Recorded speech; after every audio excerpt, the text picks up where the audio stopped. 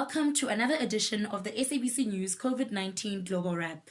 I am Babalula Paka, and this week I bring you highlights of news which dominated headlines with regards to the coronavirus pandemic. However, before we delve into it, let us have a look at some global stats.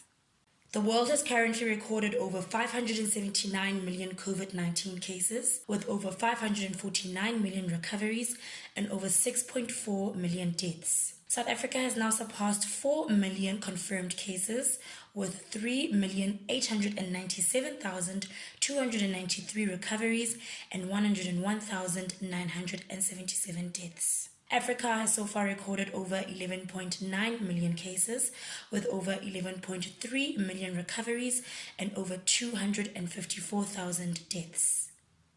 South Africa's Health Minister Dr. Joe Phaahla resumed his normal duties this week following his recovery from COVID-19. The minister completed 7 days of self-isolation without further symptoms and severe complications. Good news for the continent.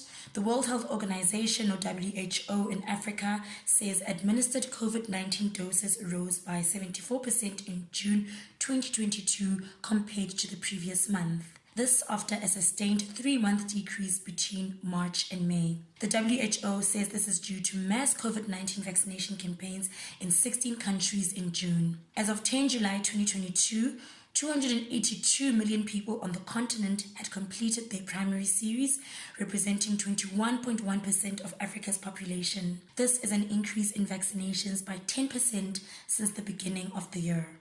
And in international news, in the United States, President Joe Biden celebrated his recovery from COVID-19 and made an appeal to Americans to get vaccinated. Biden ended his isolation period after testing negative on Tuesday evening and again on Wednesday morning. During remarks to staff and reporters at the White House, he said he recovered without fear thanks to good care and readily available medicine.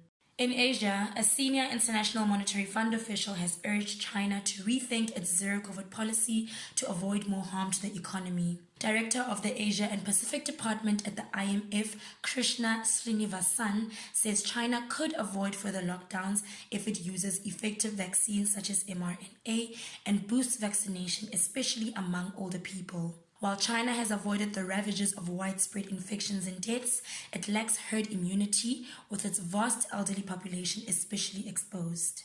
And finally, in Europe, a WHO study published just under 2 weeks ago has found that backlogs and delays in non-emergency health care caused by the COVID-19 pandemic have stretched health systems. This has in turn left millions of people without care in virtually all countries in the WHO European region. The study reveals that millions of people, especially during the pandemic crisis peaks, saw their elective procedures cancelled or postponed primarily to keep capacity available for COVID-19 patients and to avoid infections. New evidence shows that each delay has possibly led to worse health, prolonged recovery, and decreased chances of survival.